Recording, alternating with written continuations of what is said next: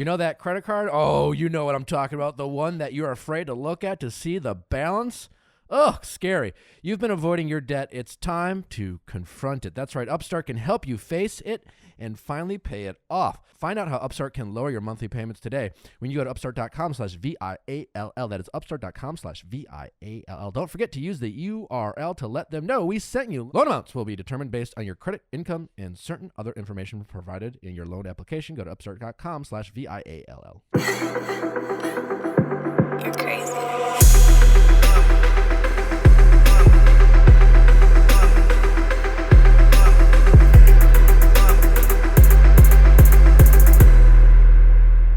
Hi, everybody. It's Nick. We have a great episode for you today. It's about human design. Have you ever wondered why you were made the way you are? Nature versus nurture kind of thing? Are you into horoscopes, personality tests? Well, we have a great episode for you. Human design is something I recently learned about, thought it'd be fascinating. More importantly, I thought you, dear listener, would be super into this topic, and I'm here to please you. So, we brought one of the world's leading experts in human design, Jenna Zoe. She was so gracious with her time. And she recorded an episode all the way from Switzerland. Yeah. Which I just find fascinating. I've never been. I wanted to go. That was like a full-on Zoom production. So if the quality is a little, What do you remember mean? it's like far. We did our best. Oh, well, yeah. I actually recorded it out of my house. Yeah. So if you're for the people watching at home, hi. Welcome to my Home. bookshelf. Amanda and Allie are with us. Okay, You can't hear a salute. They're doing hand signals today. They also thought this episode was Fascinating. mind-blowing. Mind-blowing. So I really think you guys will like it. Nothing really new to report on my end other than thanks for listening. Tell your friends. Anyways, it's about to get wild. Get ready. Human Design is coming at you with Jenna Zoe, everybody. Jenna, thank you so much for joining us. I'm really excited to talk to you. So as we mentioned to our audience, you are one of world leading experts in human design. Is that correct? Yeah. Yes. Even if you say that sounds funny, but yes.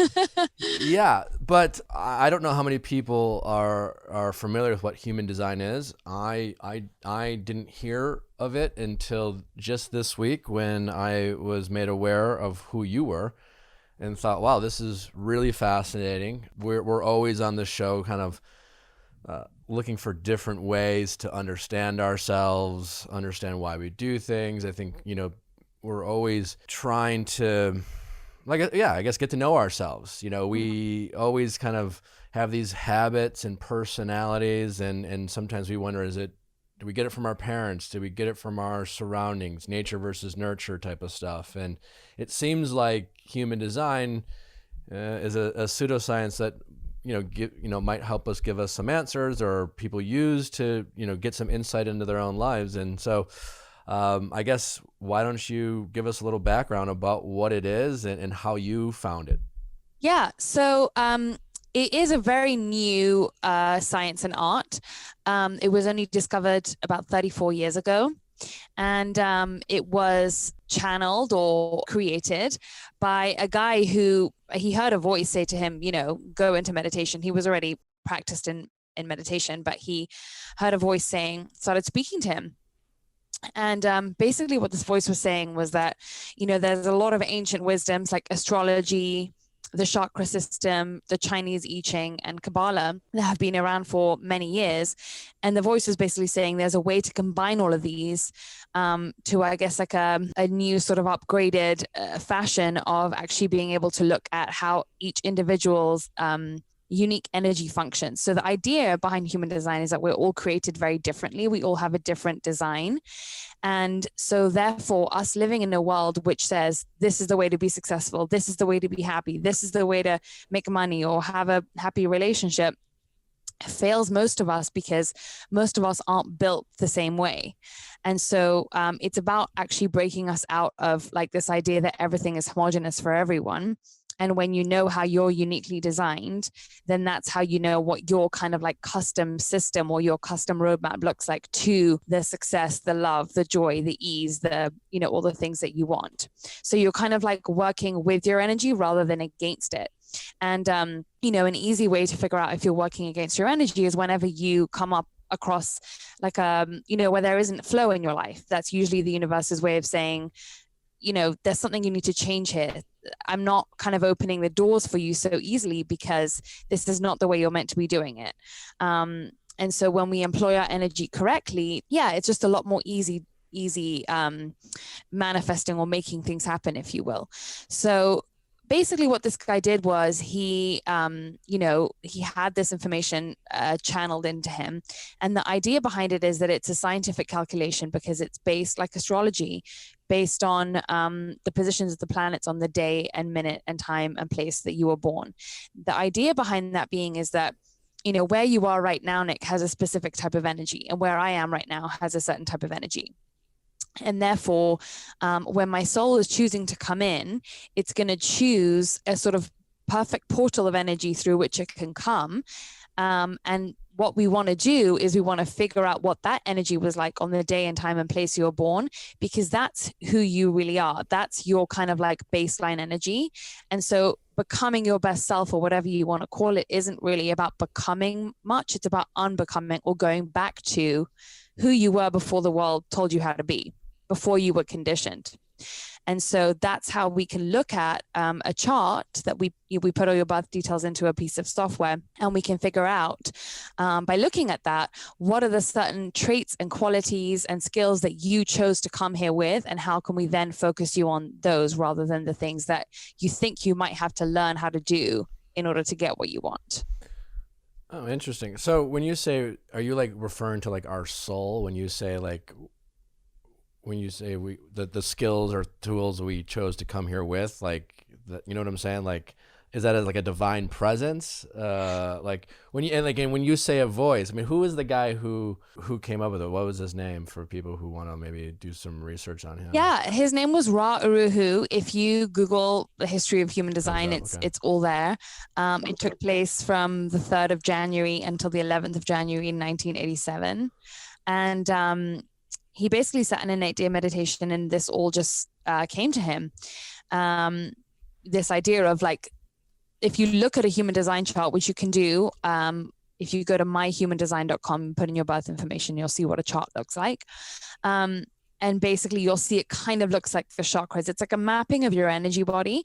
And it's based on the idea that, if you want to get a little scientific on with me now, is based on the idea that we live in a sea of neutrinos. Neutrinos are subatomic particles that basically, they all contain energy and they all contain information. And a lot of the subatomic particle streams, the major ones that are coming to planet Earth right now, are coming from Earth itself, the sun, and the different planets within our solar system. And so essentially mapping the position of all those different things and the angles that they were in on the day you were born kind of tells you what energies were coming from which angles, directions, which ones you were receiving, which ones you kind of chose to not be receiving, essentially. And so that tells you about what it was that you needed for this lifetime, if you believe in karma, if you believe in achieving what you came to achieve, whatever languaging you like to use. But interestingly enough, you know, you asked me about soul. The guy, Ra, he was actually not spiritual or religious much at all. He didn't talk about soul. He kind of was like very, you know, he was very sort of like rudimentary and crude about life on Earth. So what's cool about that is I do believe that this is something, in my experience, has been able to appeal to people who are very, very spiritual, and then people who are just more kind of like, you know what, I just need tools, give them to me, and, you know, that's all I need to know. Fuck credit card debt. Hey, listen, we like to buy things, we get excited, and then we like, hey, screw it, I'll worry about it later. But now you have to worry about it now. When Upstart can help you solve those problems that you're so afraid to face. That's right, because your credit cards, those bills are adding up, and Upstart is here to help you deal with it, help you pay down your loans. Upstart is the fastest and easiest way to get a personal loan to pay off your debt online. Whether it's paying off credit cards, consolidating high-interest debt, or funding personal expenses, over 500,000 people have used Upstart to get a simple, fixed monthly payment.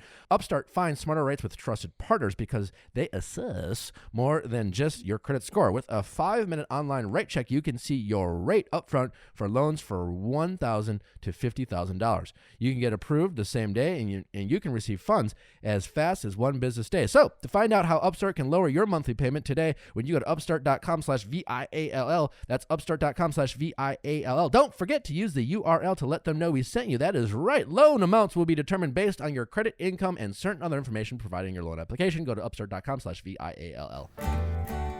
Listen, not everyone is lucky enough to have a Cindy in their life. And I have a Cindy, so when I need a cup of sugar or I need like some half and half with my coffee and I'm out, I just call my Cindy. And my Cindy goes and deals with me. And listen, I wish you all could have a Cindy in your life, but you don't need a Cindy if you have Nextdoor. It brings your neighborhood together, your community. And if you're looking for more efficient ways to have an intimate connection with your neighbors without actually really having to like talk to them, Nextdoor is here for you. Finding new ways to stay in touch is more important than ever. And even though you're close by, you may not actually know your neighbors. And if you might want to, get connected with those around you without even leaving your home with Nextdoor. And maybe get that olive oil that you need. We always need olive oil. Maybe find out that someone's selling something out of their garage that you need. Maybe you need a sofa. Maybe you need a sofa. Maybe you need to take a look out for your feline that just ran out the door. Ever need to borrow a ladder? I know I did. Maybe a power drill? Ooh. Maybe your neighbor has a power drill. I'm looking for the neighbor with the power drill. Maybe your neighbor has a power drill, and maybe he also has a power drill. And maybe he can come over and drill. Nextdoor is an app that securely connects verified neighbors so you always know what is happening in your local area. Post and read about your community in real time. Find out who the Karen in your neighborhood is so you can avoid her through Nextdoor. So many ways to use Nextdoor to your benefit. Go to nextdoor.com/VIAL to sign up and see what your neighbors are talking about. Be sure to use the link to sign up so they know you supported our show. That's nextdoor.com/VIAL to join your neighborhood today. Don't forget to tell them who sent you by going to nextdoor.com/VIALL. Be the nosy neighbor you've always thought you could be. Yeah. Well, one question that actually Amanda came up with, and it's interesting. You're seeing a rise in some of these, call it alternative points of view, pseudosciences or things like that, astrology, human design, like the chakra. And maybe they've been, some of them have been around forever, enneagrams and personality tests. Like, are they seen by, say, someone like you? It's not like necessarily considered religion. They can go, like if someone's Christian or Buddhist or whatever they might practice, they can still look into human design and benefit from it. Like you said, it seems like you kind of reverse engineer, you kind of go back to the beginning when someone was born, and like you said, understand like the energy that they were receiving when they were born. Is it something that people then can use, whether it's in the profession they're in or the relationship they're in, to enhance the situation they're in? Or is it more of maybe helping someone kind of alter the direction they go in their life? If all of a sudden you're just like, oh wait, yeah, that makes a lot of sense, and I don't want to be an accountant anymore. Like, no wonder I hate my job. Or does it allow us to maybe just make subtle changes in our lives to just overall feel more fulfilled? It's not to say, oh, you should be an artist. It's not really that. It's about how to use your energy. So let's say, for example, I might tell you that you were designed to be inconsistent, and therefore a morning routine is never going to work for you. It's not going to bring out the best in you because inconsistency is in your chart. And so whenever you're trying to fit into a routine, it's actually going to constrict your energy and actually not make you feel as free. It's not going to make you feel like, oh, I can just automate it and then it's going to get the best out of me for my day. Like, for half the population that works, and the other half it doesn't work, right? So what I like about it so much is that it's practical. And so it is exactly like, this is how you can show up better in a relationship. This is how you can show up better at work. These are the traits that you need to be bringing more at the forefront of what you offer and what you kind of, apply into everything that you do. So it's very practical, which I like, because I do feel, and I was someone who was kind of lost for my whole entire 20s, chasing a lot of spiritual and also success and motivational tools, but not feeling like all of them necessarily would give me like the the total kind of result will bring me back to myself. And so I still was feeling very off center. So the cool thing about this is it's like, oh no, this is not you doing it my way because I'm like a guru or a, you know, success coach or anything like that. It's just, this is your way, and remember that. And so then you can make those practical adjustments, like giving up your morning routine if you are inconsistent. That's just one example. Or if your digestion is to eat hot food, then you stop drinking ice cold smoothies and cold lattes and those types of things.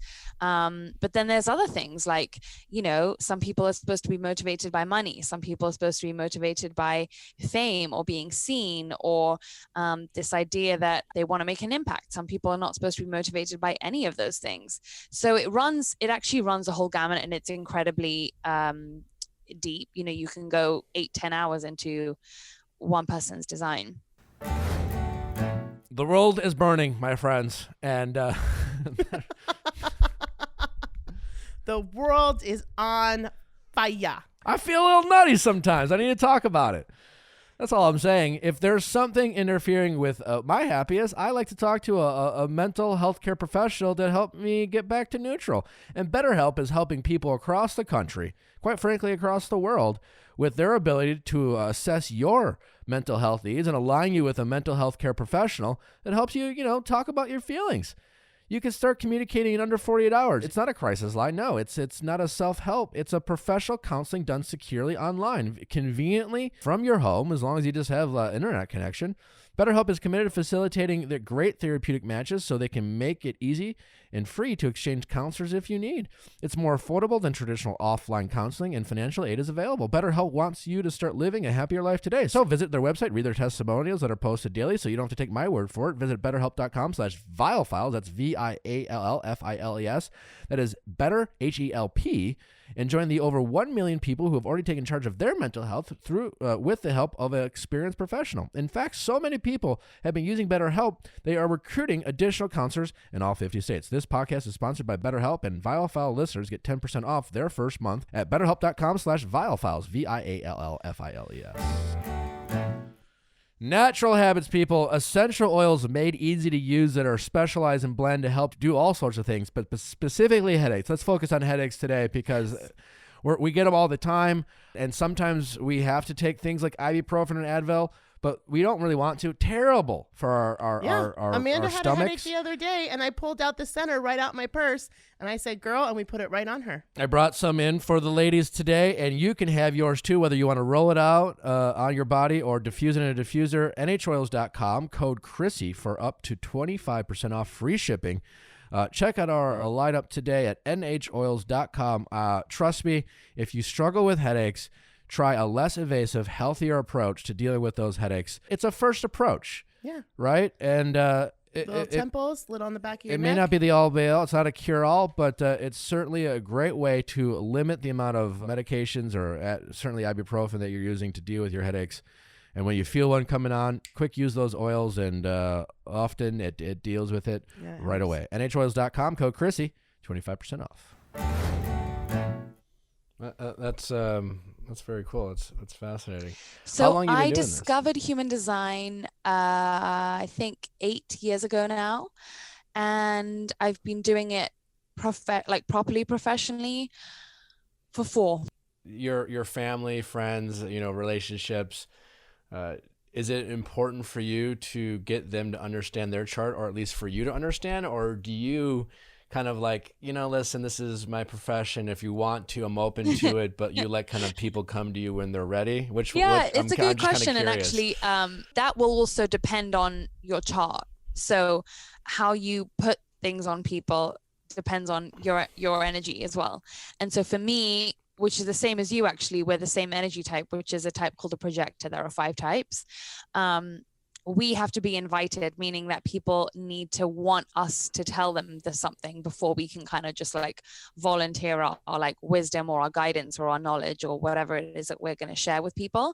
So there has to be the desire from another person. We can't just be like, I want to, tell you this or blah, blah, blah. I've always kind of waited until I people, I gauge some level of interest in people. It doesn't necessarily mean that they were kind of vocally expressing interest, but I kind of sense that they were into it. So for example, like my dad still hasn't asked me, and therefore we haven't talked about it, but I've obviously looked to his to help me understand him better.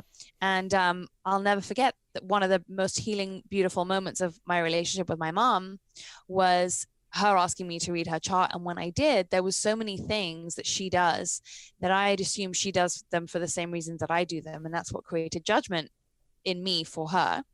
But seeing how she works created so much acceptance and so much understanding from me to her that it was actually a beautiful moment, because I saw how differently to me that she's built, and then was able to revere and respect how she is for who she is. So mostly, you know, now that it's however many years in, people do ask me, but in the beginning, definitely no one was interested, that's for sure. And I just waited. It sounds like this could be a tool for people in all sorts of relationships who are having conflict to do. And, you know, whether they believe in it or not, you know, they might sit down and find, like you said, I mean, a lot of any relationship that's having problems, like you said, there's judgment, there's misunderstanding. You know, you go in any relationship that starts, there's a lot of love and there's a lot of excitement, and over time that can change, right? Because we change as individuals, you know, we new forces and new people come into play, we make friends, we change careers, and as we grow, sometimes we can grow apart with even the people we feel like we should be closest with, and that comes with that is that judgment and that misconceptions of each other. And I can see how, like, if you do this in a relationship,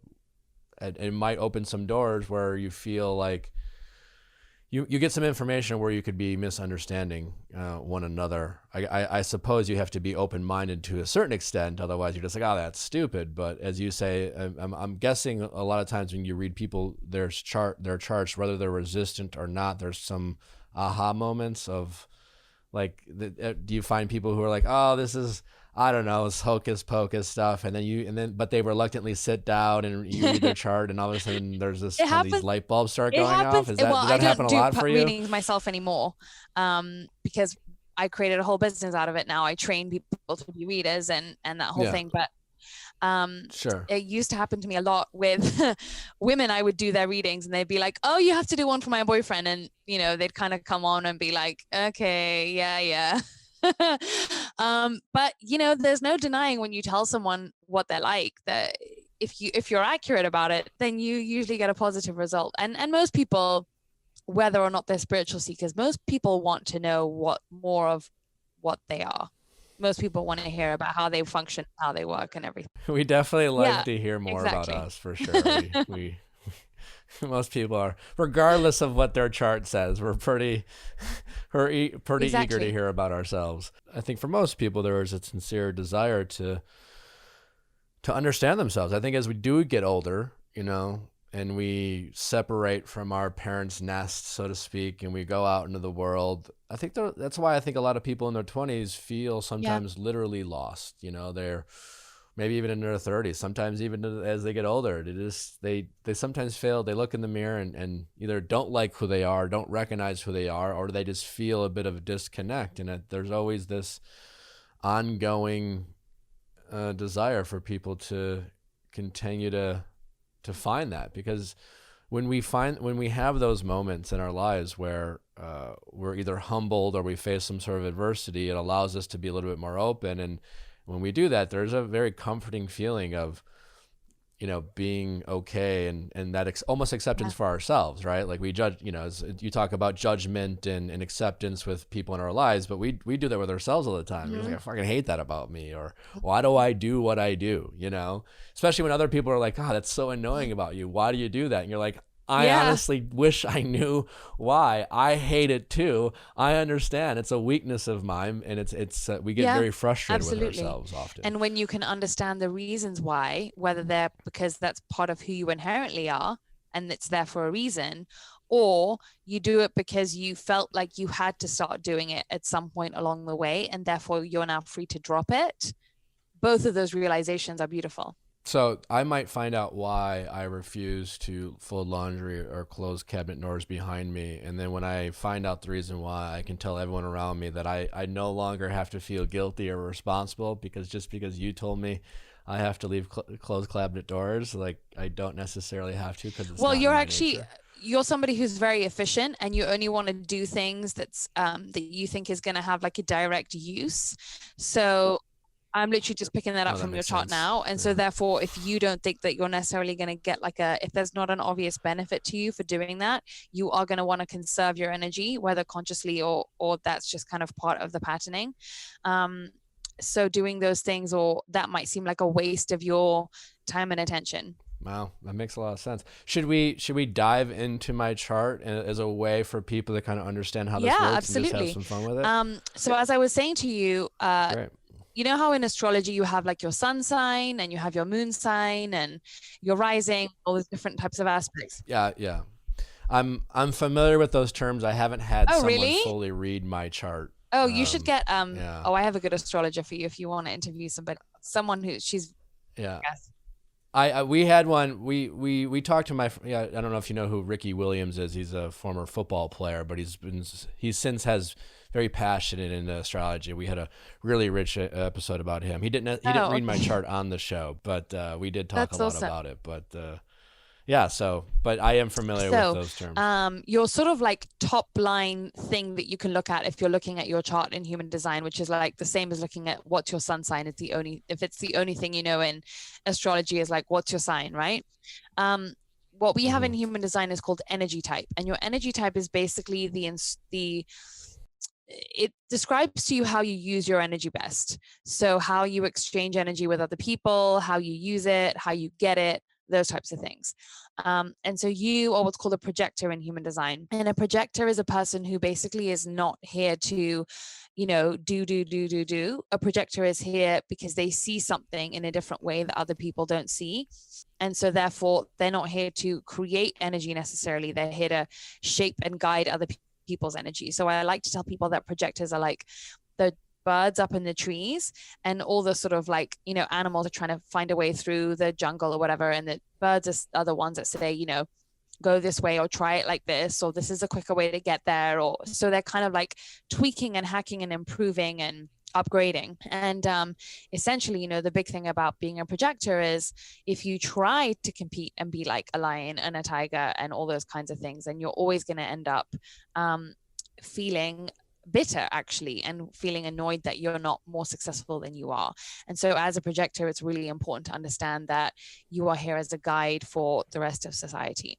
So that doesn't necessarily mean like directly a guide, like, me sitting here and telling someone one-on-one what to do. I know projectors that are lawyers, projectors that design tech, because they can obviously see how things can be made better and improvement. It's not about what you do, it's about the energy that you bring to what you do, basically. The other thing is that the second thing that you look at when you look at someone's human design is that you look at what is it in their body that makes their major life decisions, how their intuition functions, right? And everybody has a part of their body that is kind of like the MVP of their decision making and of their intuition, and yours is your instinct. So for you, like, I don't know if you've ever even identified, this whole explanation of, it's a gut feeling, you feel it in your gut. I would hazard a guess that you've never actually viscerally, physically felt it in your gut when something's telling you it's on or off. It's more of an instinct for you, which is like that quicker kind of just like, it's a yes or a no, it's a hit. Like you just kind of understand it. Like either you're getting it or you're not getting it. Yeah, I've always excelled in that. So the instinct that is housed in the spleen, and so that means that your intuition is splenic. So that means that so far you would call yourself a splenic projector. And so the spleen is the part of you that gets to make all your major life decisions. So when you are when you're at a fork in the road or trying to decide what to do with your life, usually what happens with the spleen and how that intuition functions is that it's very in the moment and it only speaks to you that one time. So the spleen is like a small, quiet voice that kind of passes you by in the moment and says, yes, and you might not even know why, and it won't make logical sense. You won't know why you just felt the yes or why you just felt the no. But the thing about the spleen is it only speaks to you that one time. And so the best thing to do for people who are trying to refine their intuition, if their spleen is their kind of main intuition, is to note down what that voice said to you in the moment. Because what will then probably happen to you is we've all been conditioned to believe that it's the mind that's supposed to be making the decision. So then you'll go away and say, but I should do this, and this makes sense, especially because you also have quite a propensity for logic though as well, right? And you have a good propensity and tendency towards analysis and kind of honing in on all of that. That's wonderful, and that's supposed to be used for other things like projects that you put your energy into, but it's not meant to be used for how you make your life decisions. So the best thing to do is actually to write down, like even just a notes on your phone of what those splenic hits say to you in the moment. Let the time pass, analyze it, allow yourself to do all that, but then revisit it and see what the spleen was telling you. And even if you're not necessarily brave enough to listen to what the spleen was telling you and do what the spleen was telling you, what will happen is you'll build up enough evidence over time to see that the spleen was actually leading you in the right direction. And then that will be easier to trust the spleen and get out of the mind and into the instinct. Now, just to kind of give you the full gamut, for some people, they are meant to be using their mind. A very, very small percentage of the population, actually only 2%. Most people are supposed to be using their emotions. Some people are supposed to be using their gut. Some people are supposed to be using their heart and their ego. Some people are supposed to be using other people to like rebound off and kind of like discuss things with people and use other people as a sounding board. So if you're sitting here thinking like, oh, isn't everyone's instinct, which is a lot of people when they hear about themselves are like, doesn't everyone function like that? The answer is definitely no. And there are genuinely some people, a lot of people that do feel it in their gut, right? So it's important to make that distinction because each one of those functions in such a different fashion. Now, you're also what's called a 3-5, and that's your profile in human design. So that's your third thing. And the profile in human design is kind of like your personality and how you show up. And the 3-5 in human design, which is yours, and there are 12. The 3-5, which is yours, is what we call the great life experimenter. So what that means is that you don't learn by what you read in books. You weren't born just knowing everything and not needing to go through it. You learn by life, right? So you learn by like trying things out and experimenting and like what life has kind of taught you based on the experiences that you go through. Now, for 3-5 people, they're the most lovable and relatable people because they've actually been through so many like ups and downs, and their life kind of feels like a roller coaster, and it's like worthy of a movie usually, right? So for you, your kind of life is always feeling like, you know, it's got many different colorful experiences to it. But the reason why you go through those things is so that other people can then learn vicariously through you, because it's like almost having a CV for knowing what you share, because you can say, I've been through these things and that's how I can back up what I know, is because I have the experience, right? And so for you, like, you know, doing a lot of reading and learning and absorbing information is great if it's part of your passion, and it will be because you're a projector, so you do love to learn, but that's not how you absorb information. How you get to wisdom is through life. Now on the outside world of you, like the inside world of you is like, I try and I fail and these roller coasters, but a lot of other people around you don't see that part of you. So how you see yourself is never how other people see you. Other people see you as someone who wants to help everybody, someone who wants to save the day, someone who's very personable, someone who likes, who's as friendly and as interested in like friends and strangers alike, and likes to champion friends and strangers alike. And yes, people, like I said, people like to learn very vicariously through you. So, you know, it's a very important part of how you show up. Has the pandemic been just quite challenging on you because of just not being able to like meet people or see people or any of that stuff? Yes and no. You know, I'm thinking about all the things you were saying, kind of digesting it. I kind of borderline on both introvert and extrovert. I have both tendencies.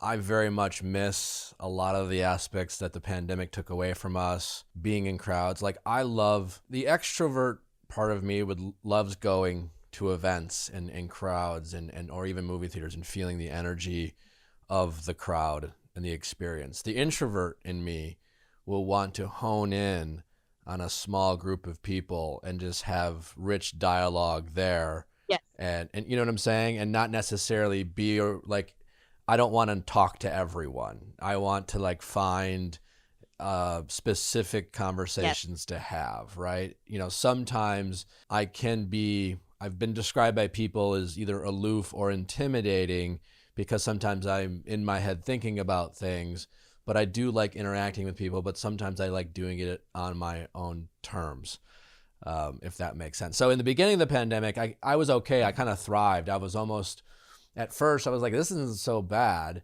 Part of it was because I was like, well, I don't feel, the thing I don't feel FOMO, you know? It was like, no one else is doing anything, so I don't feel like I'm missing out on anything. And then over time, it's been draining where I've been missing the energy of people. And so when we started getting out a little bit, or even just, you know, going to the studio instead of recording from home, like those little moments were really rewarding for me, just because I was able to have some interaction with just people. So yes, absolutely. So, and it is interesting because I like what you say, and it's perfectly said that most people do have some aspects of introversion and aspects of extroversion. I think we've been taught that it's a scale. That it's a binary, but it's a scale. So, you know, for you, the introversion parts of you are because you really see into people when you're interacting with someone. So your aura is very penetrating into the other. And so your energy does work really well when it's like focused on people and just kind of really going into a person. It's not, you know, just having a large, like that's not how you use your gifts best. But on the other hand, you know, the 5 part of that 3-5, which is the external part of you, the 3 is the internal. The 5, you know, does need the kind of that sort of like universality of people, the connection to, you know, just getting in an Uber and, you know, just seeing life and the world and that sort of, you know, happening as it happens. So it is interesting, you know, one of the big things I do try to do is get people away from I'm an introvert or I'm an extrovert, because you're always locking away another aspect of how your introversion specifically looks to you or how your extroversion specifically looks to you. It's like society has told us what it means to be an extrovert or introvert, and then we decide which one we are, and then we immediately start judging ourselves or you know, like we have these preconceived notions of what it means, and then therefore we start, you know, it kind of warps over. Yeah, I don't think it helps us understand. It almost makes us start judging ourselves a little bit more, because I think so many people see it as binary. We cut literally half of our real self off, or the connection to that other half off, because we stop identifying as it, right? And that's another big problem with, you know, a lot of the languaging around personality and describing oneself and getting to know oneself these days is it isn't nuanced enough. It isn't, we're not comfortable as a society living in the nuance. We want to say, I'm either this or I'm that. You're either open-minded or closed-minded, instead of saying, you know what? Some people are very open-minded in areas that they like to be open-minded in, and then everyone is actually closed-minded in areas where they are a bit blocked themselves, or areas where they have fear of, you know, not being so binary or black and white, or where they've been taught that it's that way and they don't want to, you know, remove themselves from that construct for whatever reason. So getting people more comfortable in the nuance is also what breeds a lot of acceptance, not only for themselves, but then also mostly for other people. And as we can see, that's a huge problem that is impeding us as a society right now. Before we continue on to my chart, I had a question that you mentioned.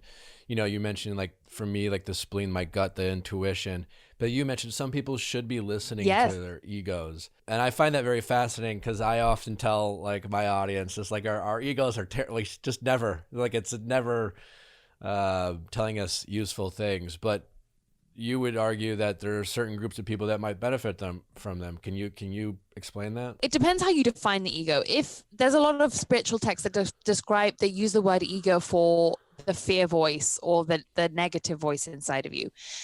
The original, the Freudian sort of concept of ego is the sense of I, and what do I want, right? And so for some people, it's healthy for them to be making decisions on based on what their egoic material wants are. So, you know, based on, is this going to benefit? Is this going to make me money? Is this going to make me successful? And that's what they go by basically. And in human design, the ego and the heart are the same thing.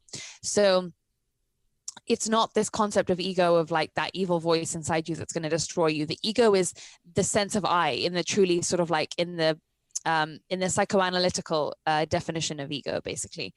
So yeah, there are some people who are egoic, and it's energetically correct for them to be operating by listening to the ego, because they actually don't have consistent emotions, gut or splenic instincts like yours, to go on, to rely on. Very cool. Wow, that's really cool. So I was going to say to you, you are what's called a non-emotional in human design. It's really interesting because about 50% of the population is emotional and 50% of the population is non-emotional. And I'll go on to explain to you what those are. But essentially, and the person who taught me human design, said to me that it's almost a bigger distinction between being male, but it's like bigger of a difference than male and female, like being emotional versus being non-emotional. And to really understand this is a big one for relationships. Like if I'm ever, the first thing that I look at if I'm doing a chart for a couple, and there's conflict or whatever, this is always the biggest thing to look at and the first thing to look at. So this is actually probably going to be quite interesting for your audience. So you're what's called a non-emotional. What does that mean? That doesn't mean that you don't feel emotions. It means that you only feel emotions if something is happening, right? Like a situation outside of you is causing the emotion, or a person that is walking into the room, and because you're a sponge for emotions, because you absorb other people's emotions and you can feel and magnify other people's emotions, you're picking up on those things, and therefore that's why you're feeling them.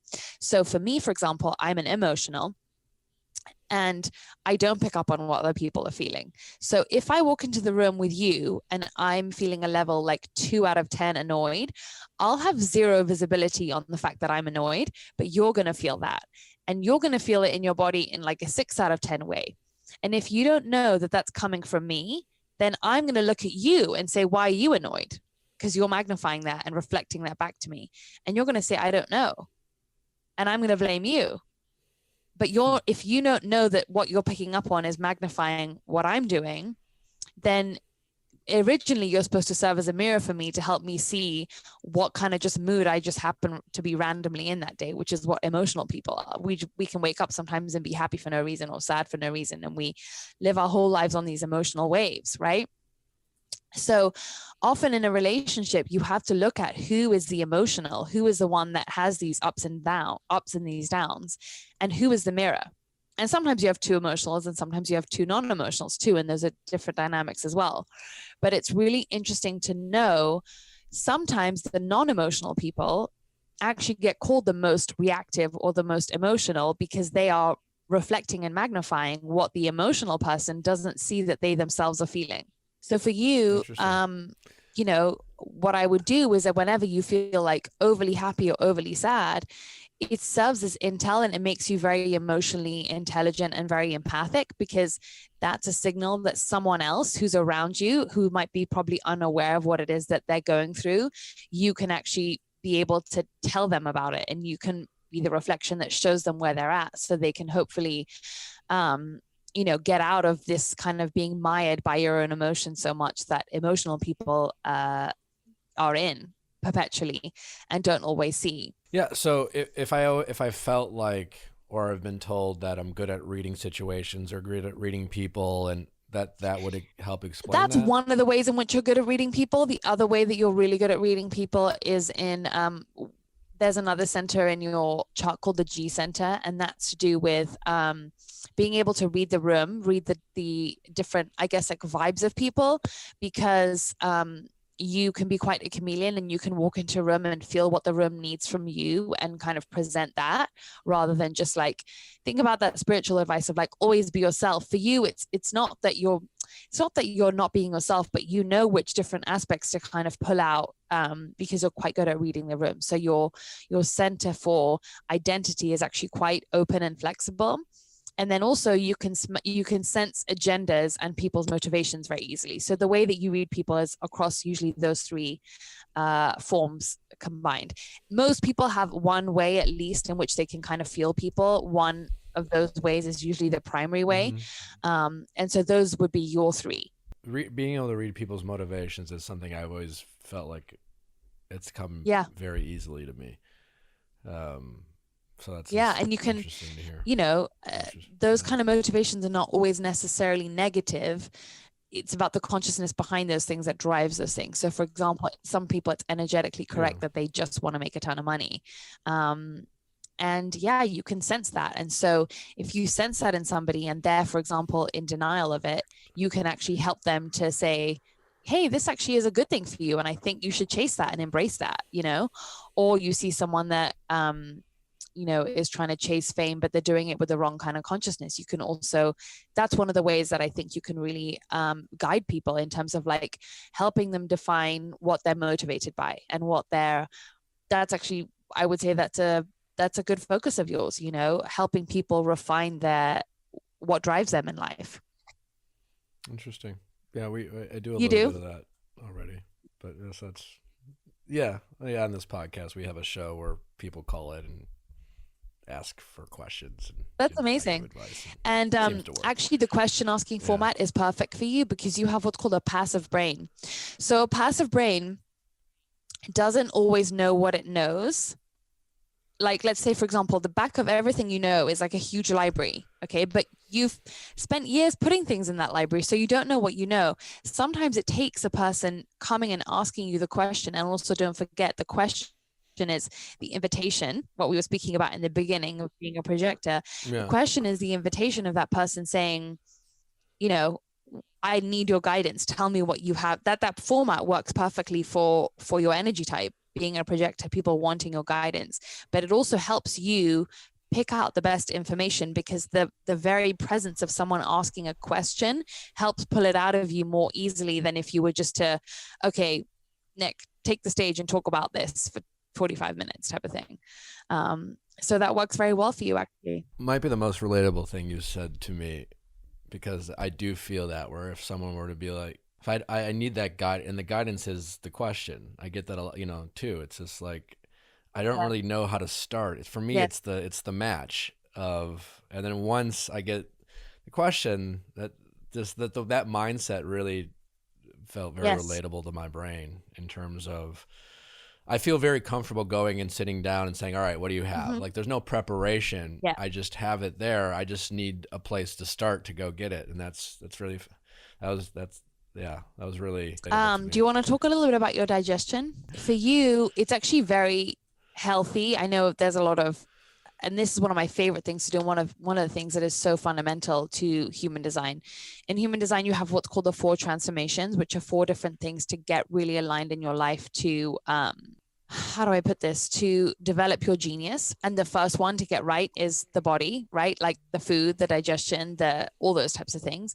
And so, you know, it's one of the big focuses of what I like to talk about, because if you get the body right, then usually the brain and the mind and the spirit, whatever you want to call it, sort of can fall into place, but you need to have that right foundation first. And, you know, there's a lot of health information that says you need to get the variety in and you need to switch it up and blah, blah, blah. For you, it's actually you already know what you're not going to like before you try it. And it's actually, so it's good for you to eat the same thing every day. Yeah. And it's actually good for you to only change seasonally as well. To only change what you eat seasonally.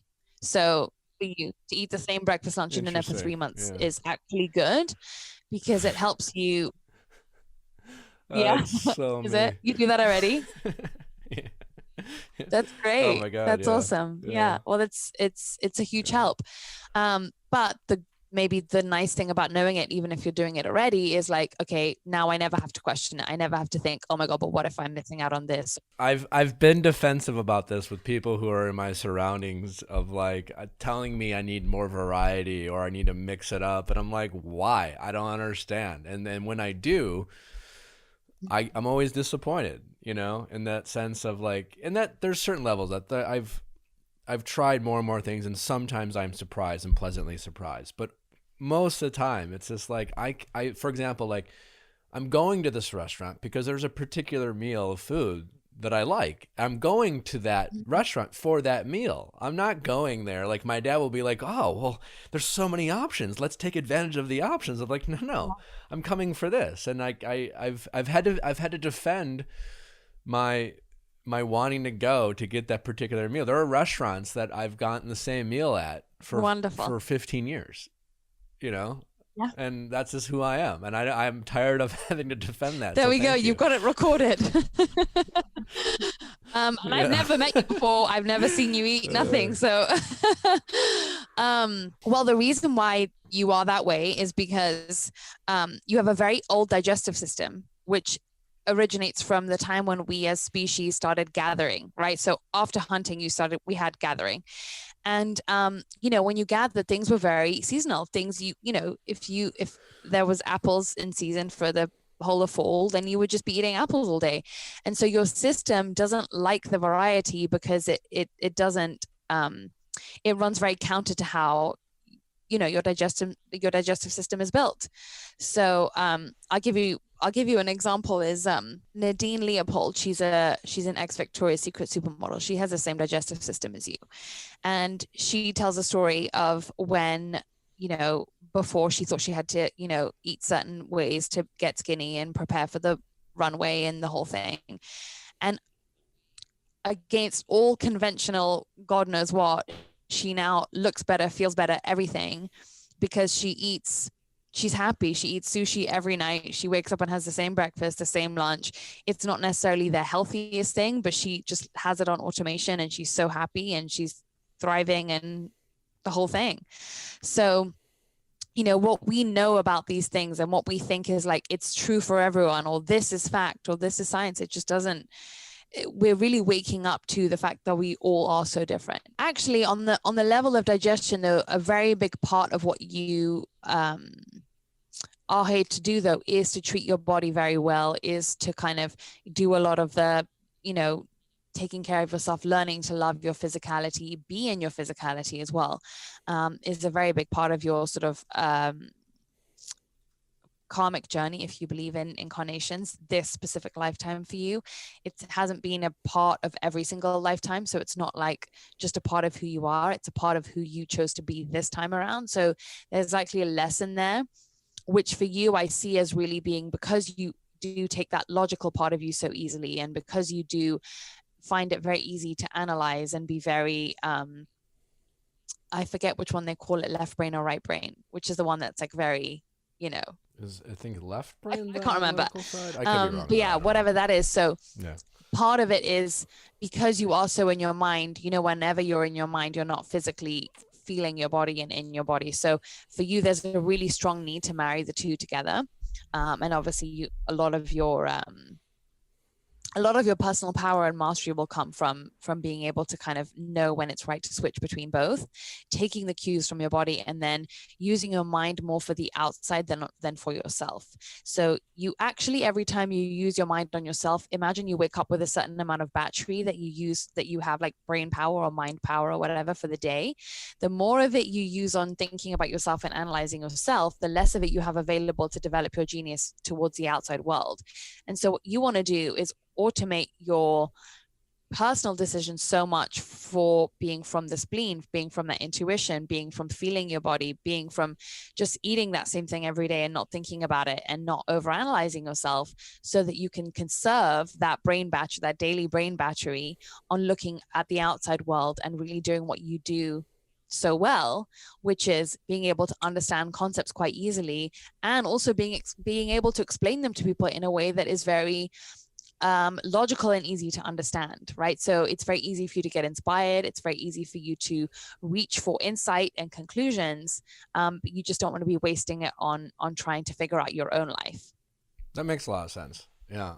And it's interesting when you say that, like, I can get consumed by my own bullshit, so to speak, but when I do, it's probably when I'm the most unsatisfied, or I feel the most miserable, right? Whether there's something about myself that I will start obsessing over for whatever reason, I feel really out of sorts.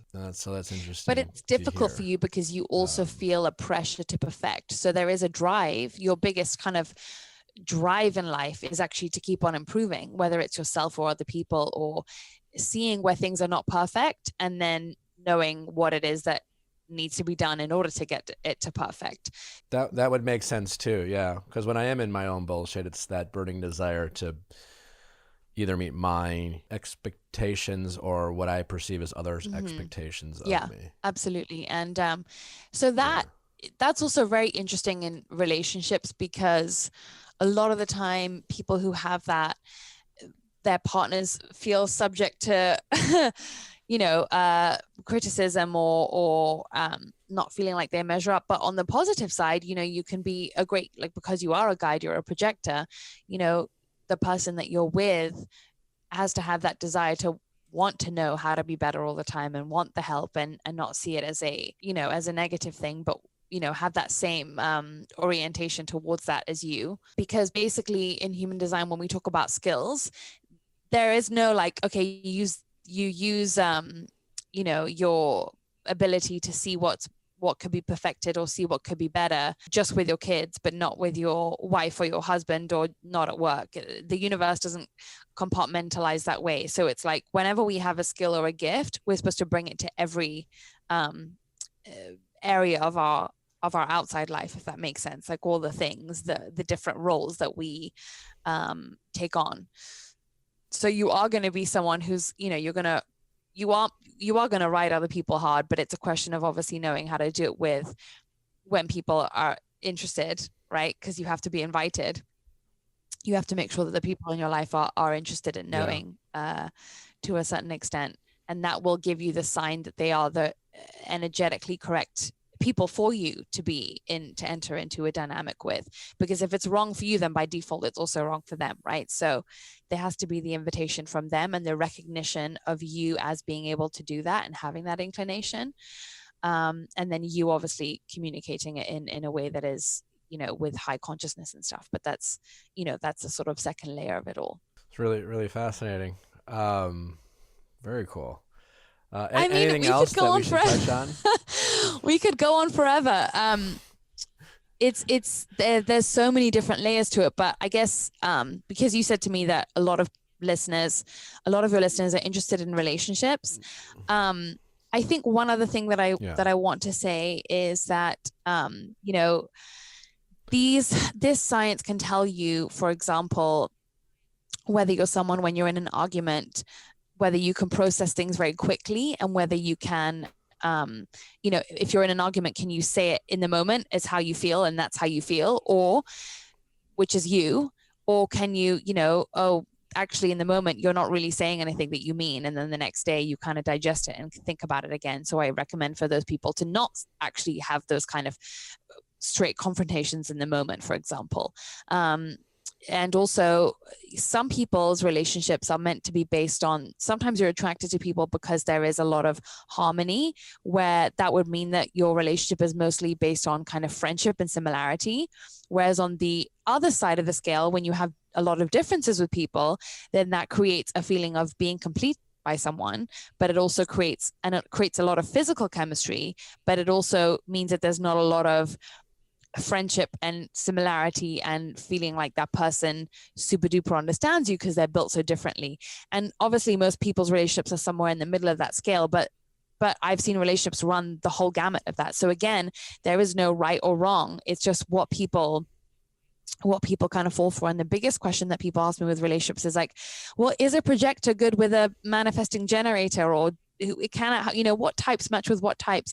And the answer really is that it isn't about anyone being compatible or not compatible. If you're attracted to somebody, then it's just about knowing how to work with what you've got. It's like, okay, let me sit with my manual and let me sit with your manual, and let's see what's the best mechanics to set up so that this can work in harmony, so that I'm not making, like you said in the beginning, not making assumptions, not misunderstanding why you're doing certain things, not kind of judging things at face value and jumping to conclusions, all the stuff that causes a lot of heartache and dichotomy in terms of the ways that we come together. Interesting. So it's not like, our charts basically are just different puzzles that can be molded per se. And every puzzle can fit. We just almost have to transform it into a way that will fit by understanding. We have to say things like, in a way.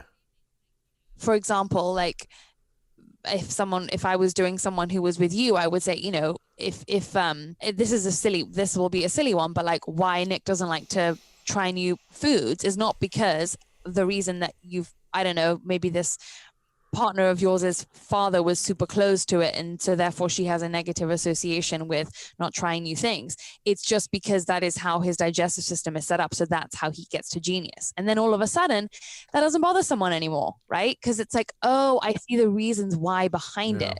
So it's all about understanding, but it's also about saying, you know, okay, both of us are non-emotionals. Let's say you're both non-emotionals in a relationship. Oh, that means that when something has happened to one of us at work, and I bring that home and I feel super charged up by what I've picked up from everybody else, you're also a magnifier and I'm a magnifier. We're going to bounce what I picked up between us, and it's going to escalate and escalate and escalate. And we can end up having a fight that's actually not about either of us. It's to do with what I brought home. And so with two non-emotionals in a relationship, like, okay, there's a tool where when you both come together, you both recognize your non-emotionals. Let's shake off everything we've picked up from the rest of the day, because you and I are actually blank slates. So let's be blank slates, cool, calm, and collected, our natural state together, right? So it's just about knowing these things, and how do we make sure that we create harmony between the two different instruction manuals. Oh, that's really fascinating. I really appreciate you sharing all that. Before I let you go, I was perusing your Instagram, and I saw this little section in your highlights, you talking about toxic femininity, or if I'm enunciating that correctly. We talk a lot about toxic masculinity on this show and kind of redefining masculinity.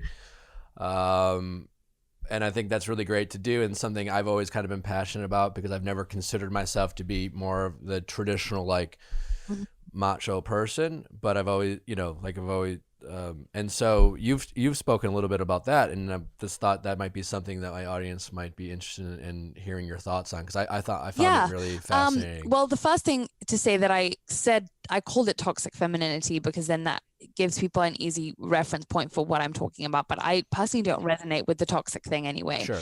I just feel like if there's a conversation around what men are doing wrong to create, or the masculine energy is doing to create a a lack of harmony in the world, then there's a lot that I feel that women do. And I talk about this from personal experience too, and I've definitely been there, where women have been conditioned that the only way to get your way is to kind of be sweet and small and cute, and to be liked by everybody.